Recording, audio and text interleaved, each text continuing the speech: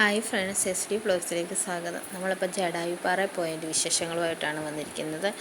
നല്ല അടിപൊളി ഒരു യാത്രയായിരുന്നു. ഞങ്ങളൊരു 2 ദിവസത്തെ ട്രിപ്പ് പോയതാണ്.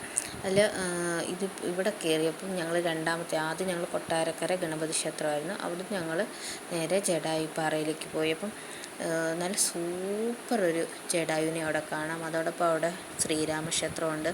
ശ്രീരാമൻ്റെ പാദം പതിഞ്ഞ ഒരു പാറയുടെ അവിടെ ഇങ്ങനെ ഇതുണ്ട്. അപ്പം അതൊക്കെ കാണാൻ നല്ല ഭംഗി തന്നെ കേട്ടോ. ഞങ്ങൾ അവിടോട്ട് കയറിപ്പോയത് തന്നെ നടന്നായിരുന്നു. നമുക്ക് അതേലിങ്ങനെ പോകാം, പക്ഷെ ഞങ്ങൾ നടന്നാണ് പോയത് കേട്ടോ. അതുകൊണ്ട് തന്നെ നമുക്ക് ഒരുപാട് കാഴ്ചകളൊക്കെ കാണാൻ പറ്റി. ആ പ്രകൃതി ആസ്വദിച്ച് നമുക്ക് പോകാൻ പറ്റി. പിന്നെ ഇച്ചിരി പാടെന്ന് പറഞ്ഞാൽ ഒരു 800 സ്റ്റെപ്പുണ്ട്. ആ സ്റ്റെപ്പ് 800 കുറച്ചൊക്കെ അല്ലാതെ നടക്കാനും ഉണ്ടായിരുന്നു. അതോടൊപ്പം തന്നെ ഇത് കുത്തനെയുള്ള സ്റ്റെപ്പാണ്. അപ്പം അത് കയറാൻ അമ്മയ്ക്ക് ഇച്ചിരി പ്രായമായിരുന്നുകൊണ്ട് അമ്മയ്ക്ക് ഇച്ചിരി ബുദ്ധിമുട്ട് തോന്നി. എന്നാലും അമ്മ കയറി കേട്ടോ. അമ്മയ്ക്ക് വലിയ ക്ഷീണമൊന്നും ഇല്ലായിരുന്നു. ഞങ്ങൾക്ക് ആർക്കും അങ്ങനെ ക്ഷീണമൊന്നും ഇല്ലായിരുന്നു.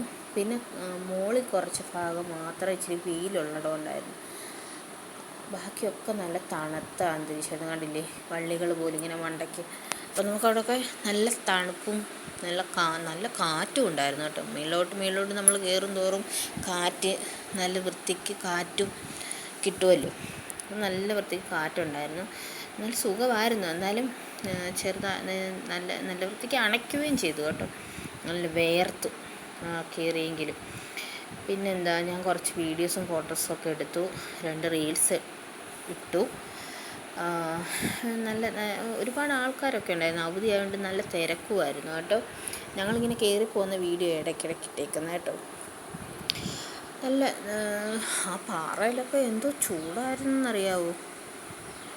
എന്നിരുന്നാലും നല്ലൊരു യാത്രയായിരുന്നു കേട്ടോ. നല്ല ഭംഗിയുള്ള കാഴ്ചകളൊക്കെ കാണാൻ പറ്റി. ഞങ്ങൾ ഇടയ്ക്കിങ്ങനെ വിശ്രമിച്ചിട്ടൊക്കെയാണ് പോകുന്നത്. അപ്പോൾ നമുക്ക് അതിനകത്തൊരു ഫുഡൊന്നും അലൗഡല്ല, ഫുഡൊന്നും കൊണ്ടുപോകാൻ പറ്റത്തില്ല. അവർ നമ്മളെ ചെക്ക് ചെയ്ത് എൻ്റെ ബാഗിലൊരു മുട്ടായി ഉണ്ടായിരുന്നു കേട്ടോ. അവരെന്നെ കൊണ്ട് അത് വേസ്റ്റ് ബിന്നിൽ ഇടിയിപ്പിച്ചപ്പോൾ ആദ്യം പക്ഷെ ഞാൻ അറിഞ്ഞിരുന്നില്ല ഫുഡിൻ്റെ കാര്യം.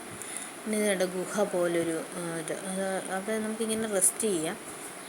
ഇടയ്ക്കിടയ്ക്ക് അവർ സെക്യൂരിറ്റിയെ നിർത്തി നമുക്ക് വെള്ളം ഇടയ്ക്കിടയ്ക്കുണ്ട്. അപ്പോൾ ഇടയ്ക്ക് സെക്യൂരിറ്റിമാരും അവരുടെ കൂടെ തന്നെ അവിടെ ഇങ്ങനെ വെള്ളം വെച്ചേക്കുന്നുണ്ട്. അപ്പം നമുക്കത് കുടിച്ച് റെസ്റ്റ് ചെയ്ത് പോയാൽ മതി. അതുകൊണ്ട് വലിയ ക്ഷീണമൊന്നും തോന്നിയില്ല കേട്ടോ. ഞങ്ങളെല്ലാം ഹാപ്പിയായിരുന്നു.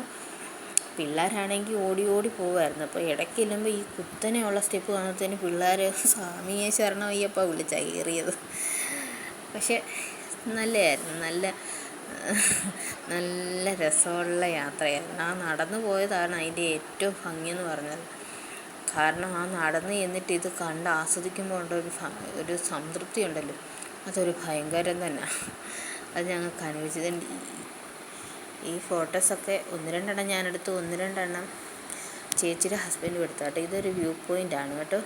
അത് നല്ല സൂപ്പറാണ്. അവിടെ നിന്ന് നോക്കുന്ന വ്യൂ ആണ് ഈ കാണുന്നത് കേട്ടോ.